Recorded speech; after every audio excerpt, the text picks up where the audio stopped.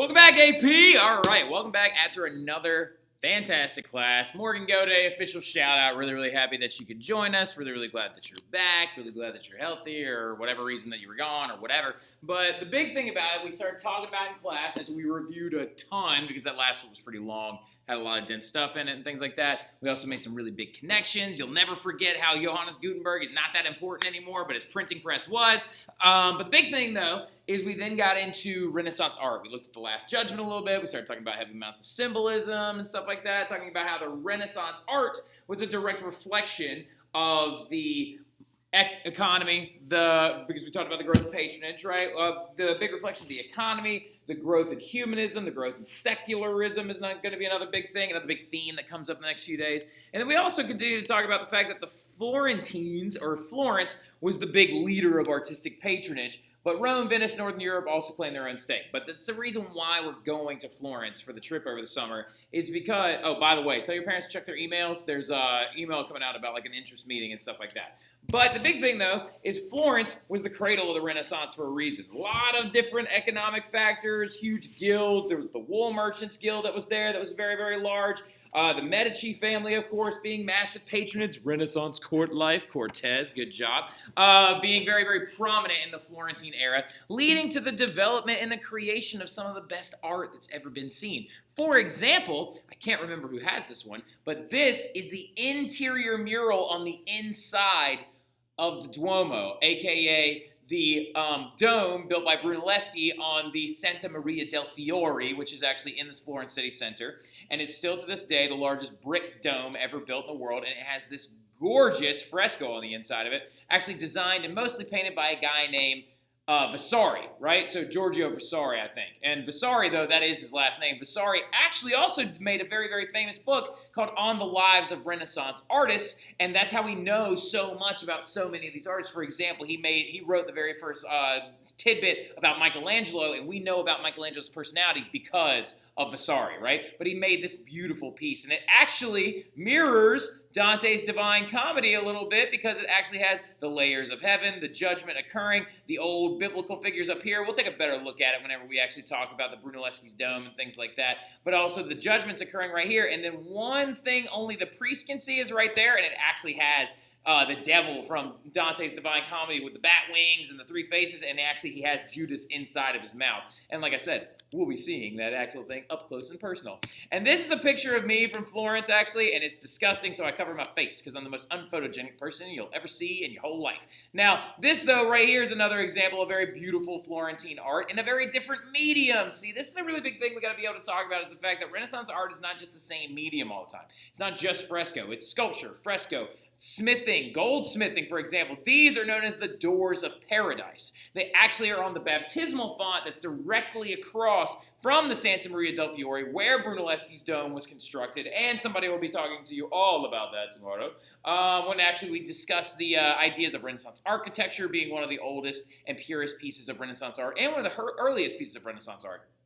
But the baptismal font, these right here across the street, the Doors of Paradise, contain scenes from the Old Testament and other famous biblical episodes right here, and they're all forged by a guy named Lorenzo Ghiberti. And actually this guy named Ghiberti and the dude that designed the dome on the Santa Maria del Fiore hated each other's guts. But we'll talk more about all that stuff whenever we get to it. But as you can see, the Renaissance has many different mediums, many different ideas, many different systematic come on.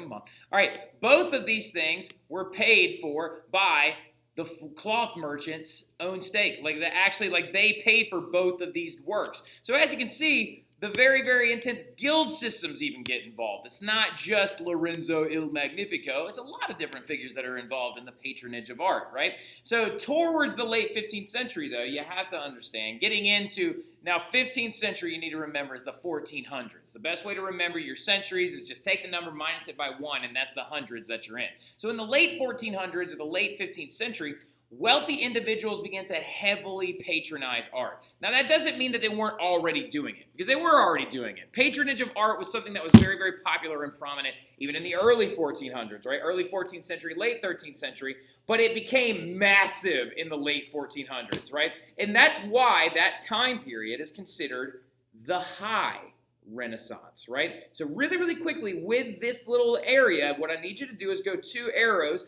and do like from 1350 to about 1490 is what you would consider the early Renaissance, and then everything after that is what you would consider the high Renaissance, right? So the big thing to remember is, actually we'll go 1350 to 1480, about that time period, because then you've got Leonardo da Vinci and he's becoming a little bit more masterful and stuff like that. But there's 2 phases of this Renaissance movement, that early Renaissance and that high Renaissance, right? The high Renaissance is when all these wealthy people began to going to other people's courts and going to the Medici house and being like, they have original art by all these Renaissance artists. We got to buy this stuff too. Because the funny thing about it was, I think it casts a brilliant on our estate public reputation, and it seems to me that the monies were well spent. That is a quote directly from Lorenzo de' Medici, Il Magnifico himself, who basically, in a nutshell, what he's saying is it casts a brilliant image onto our family to buy, patronize, and not patronize like you're patronizing me, buy and fund and cover your home in this beautiful art, and also to support the growing artist, or not artist skills, but to grow this,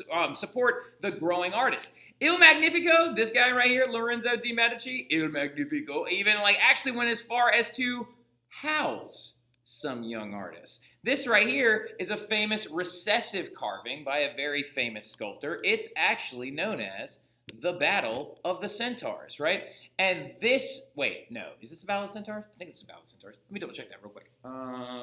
Let's go. Yes, it is the Battle of the Centaurs by Michelangelo.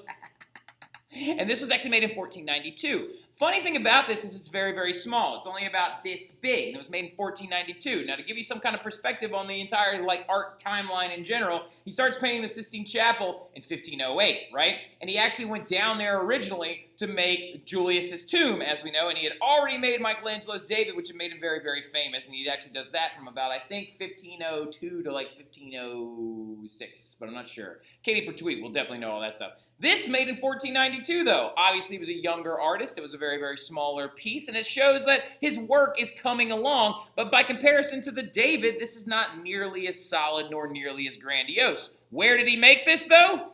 When he was living in this man's house, right? That is right. The dude, Il Magnifico, Lorenzo de' Medici, actually allowed Michelangelo to live in his home and on his grounds while he was growing his artwork. So as you can tell, the economic aspects of the Renaissance, which made it the Renaissance when we talked about the revival of trade, the growth in products, the moving of goods, right? Going through Milan, going through Venice, going through Florence. That economy spurs forward the artistic representation. Due to the fact that you need to remember that the art of the Renaissance is a reflection of the good economy and a reflection of the humanist growth of thought, right? So, going even further forward, meddling patrons, right? So that's a big thing you got to talk about whenever you're thinking about your patrons, is patrons vary in level of involvement, right? So, for example, many artists loved to work for Lorenzo de' Medici, and also his grandfather, Cosimo de' Medici, known as Cosimo the Elder, right? So a lot of them really liked to work for the Medici because the Medici trusted a lot of artists to create good works of art for them without having to be heavily involved in critiquing it or going over it or saying, I want this, that, or the other. The big artists that apparently loved to work with the Medici include Botticelli, Michelangelo himself, and many other prominent figures. But patrons are going to vary in level of involvement. Some, not all, patrons were like Julius Caesar, who constantly bothered Michelangelo with criticisms and wanted changes and things like that. So every now and again, you sometimes have to look at Renaissance art through the lens of how bothered was this artist by the people involved, right? Were they constantly being pestered? Was the artist being told to add certain things, etc., etc.? Oftentimes, that didn't actually happen. That is actually, of course, we know Julius, of course, was famous for the Sistine Chapel. He's going to be the one that commissions that. And to think that we'll be standing with that is crazy to me, because I've never seen it, so I might pass out. But the big thing about it, though, to continue to go forward, is we know that already. We are very well aware of that. But another thing kind of hearkening back to those 1500s, rich people in the Middle Ages began to spend their money a lot differently, right? So a lot of y'all are probably thinking to yourself, it's like, well, Mr. Terry, when they started buying this art and stuff, how is that such a departure from what they used to do? That is a great question, Jordan Hayes. So Jordan Hayes just said, Middle Ages, what were they buying then if it wasn't artwork, right? Well, remember, there wasn't as much intelligence or selective study or growth of different works or things like that during the Middle Ages, so they spent their money on very, very different things, right? So typically in the Middle Ages, it was usually on military equipment and weaponry. Now, funny enough, whenever you're thinking of the Middle Ages and whenever you're considering the Middle Ages as like, oh, knights and chivalry and things like that, most people that fought in the Middle Ages actually only wore their clothes or simple cotton tunics and things like that. Wearing something like this was a symbol of your wealth. Buying a full suit of armor was like buying a Ferrari, right? And ironically enough, you very rarely fought in this stuff because who the heck is killing anybody when they're wearing that thing, right? 9 times out of 10, you only ever saw full suits of armor when you actually went to games during the Renaissance period. Because during the Renaissance period, things that you would go and see were things like jousts and like duels and like things like that at actual Renaissance-style games. One guy from France, actually Henry II was his name, actually died during the middle of a joust, and we'll talk about that a little bit later on. But the way that the Renaissance began to change and reflect that idea of growing economics is how people spent their money, right? So, for example, we talked about this today. The Mona Lisa by Da Vinci was actually paid directly for a guy named I think it's Lorenzo, but I think his name is like Garibaldi or something like that, because this is Lisa Garibaldi, or it's his wife. So, but that guy was a wealthy cloth merchant, and he paid Leonardo da Vinci to just make a portrait of his wife. And as you can see, like I said, it's not that big of a deal. It's not that great of a piece of art. We'll talk about it a little bit more whenever we get into it.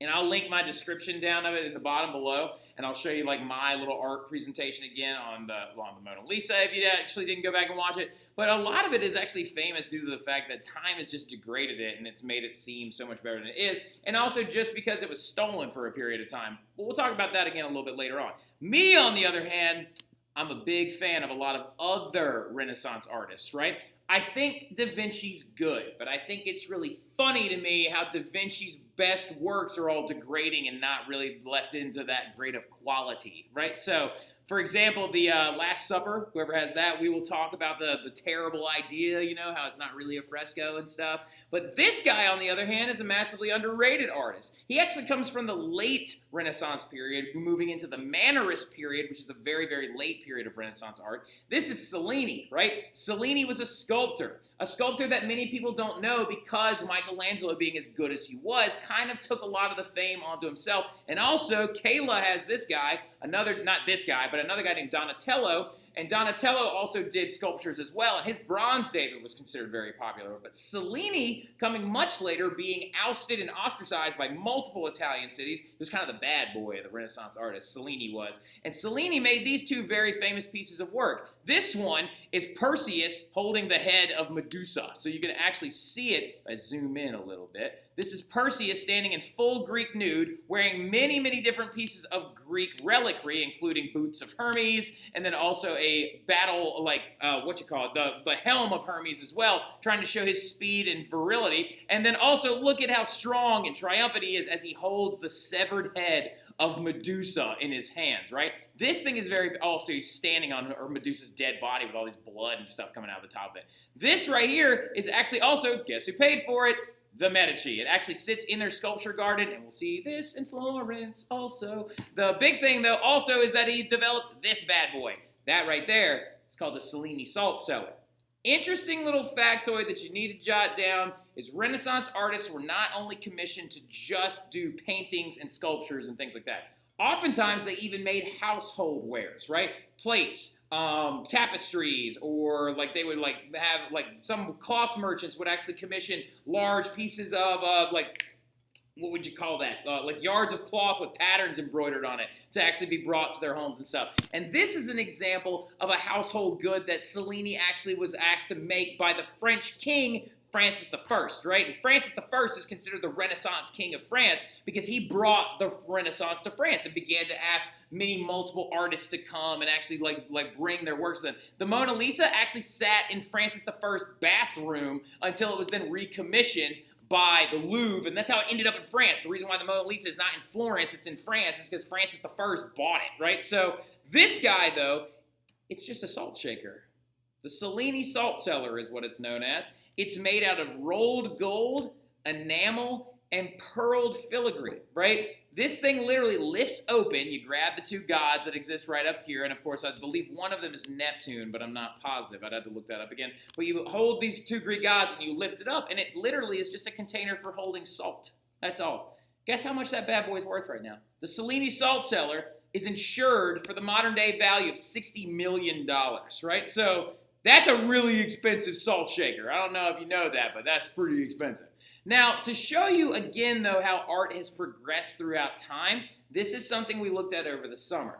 So I don't know how many times I have to drill home the fact that art during the Middle Ages is hot garbage, right? So, and we're going to look at the progression of a lot of art, and we're going to kind of demonstrate how, even though something might have been made in the late Middle Ages, you can see the definite growth of intelligence and humanistic intrinsic value mirrored in Renaissance art. So this right here is the Bayeux Tapestry. Ask Mr. Wooderson about the Bayeux Tapestry. The dude geeks out on it hardcore, right? Him and I think that this is so funny. But this right here is considered the best piece of high Middle Ages art that existed. And this was made right after 1066 when William the Conqueror took over England in the Battle of Hastings. And this is considered a historical document and apparently the best piece of art from the time period. And I don't know if you noticed this or not, but this thing is ugly. Like, this dude is on a horse that, I don't know, doesn't sit up straight, and the head's way too long and the neck's way too big. These dogs are just running through midair, apparently. And then, of course, here is William the Conqueror, who is giantly sitting by comparison to these really small people who, like me when I was in 3rd grade, can't do hands very well.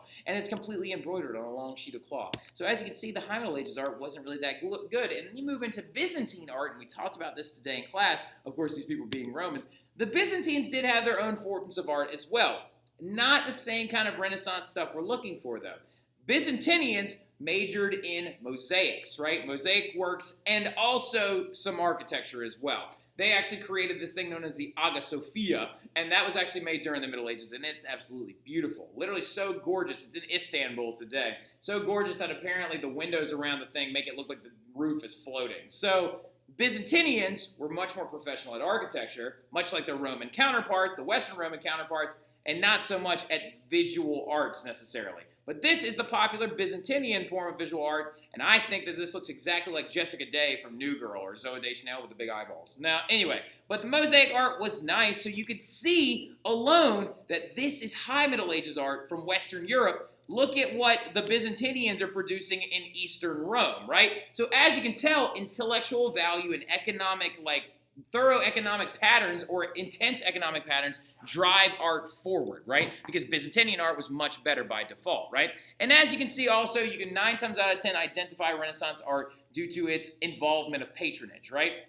So this right here is a piece known as the Procession of the Magi, and I believe that this is done by, it's not Della Francesca, this is done by, God, I can't remember who did this. I'll have to look it up. But interestingly enough, in the Procession of the Magi, look at how three-dimensional it is. Look at the number of faces. Look at the number of, different pieces of art, or, different pieces of perception and depth to it. Right here are 2 Medici family members who paid for the work. That's Cosimo the Elder right there and his brother. And then right there is the artist. A lot of times the Renaissance artists he's right here, love to sneak themselves into these different art pieces and use it as a self-portrait. Much like Michelangelo put his head on a platter up in the roof of the Sistine Chapel ceiling.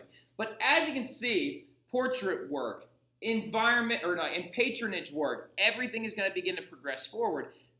Portraiture during the Middle Ages, not very good. So this is considered one of the best examples of Middle Ages art that was ever produced, right? Now, what I mean by it's not very good is it gorgeous? Yes. Is it made of gold? Yes. Does it have leafing on it? Yes. So I get that. But look how everyone has the exact same face, right? Everyone has this idealized face. It's not humanistic. It's not secular whatsoever. What's up with these goofy little wings that everybody's got that's going straight up? It looks like Mary is surrounded by 8 of the same exact person. You got Jesus right here with real long fingers, and baby Jesus looks like he's straight up just about to go off and run away immediately. But it's not realistic, and it's not hyper-realistic like Renaissance art is going for, right?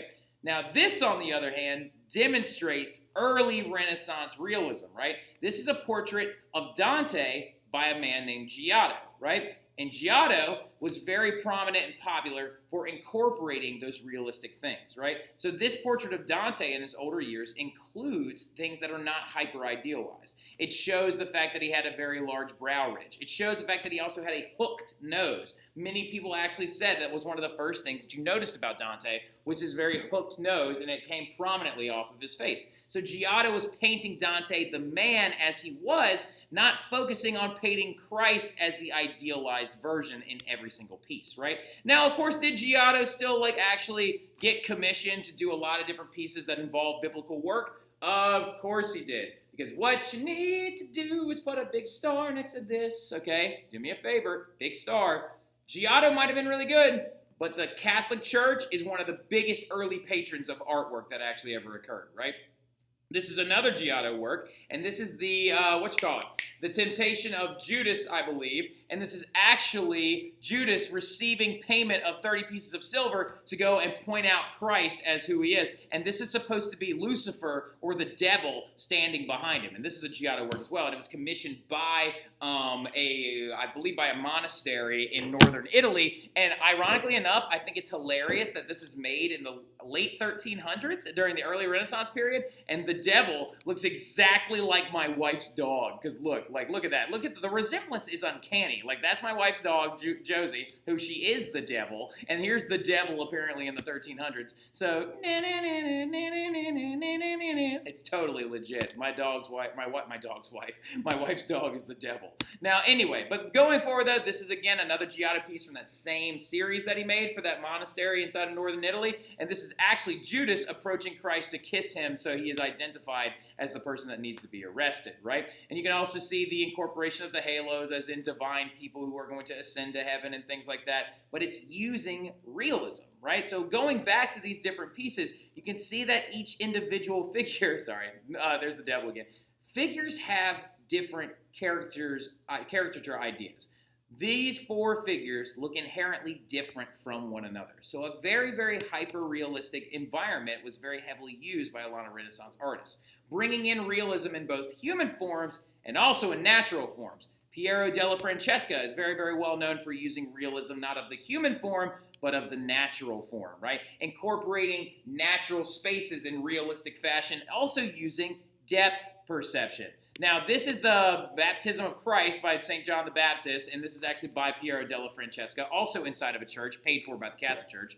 And you can see that the figures of human beings are very good. They are also realistic. There's another man that is actually about to process up and receive his baptism as well. But look at the natural background more than anything else. Trees have individual leaves. This dove is actually perfectly placed as not a vanishing point, but to attract the eye, right? You've got clouds, you've got depth, hills in the background, and also things placed in the background are perceptibly the right level of size by comparison to the rest of the work. This is not like in those Middle Ages pieces that I showed you. Realism is very, very important. And what we're going to start at in class, when I see you guys tomorrow, is we're going to begin with Masaccio. So whoever has the Holy Trinity by Masaccio is going to be going first. But I'll see y'all then. Y'all have a good one.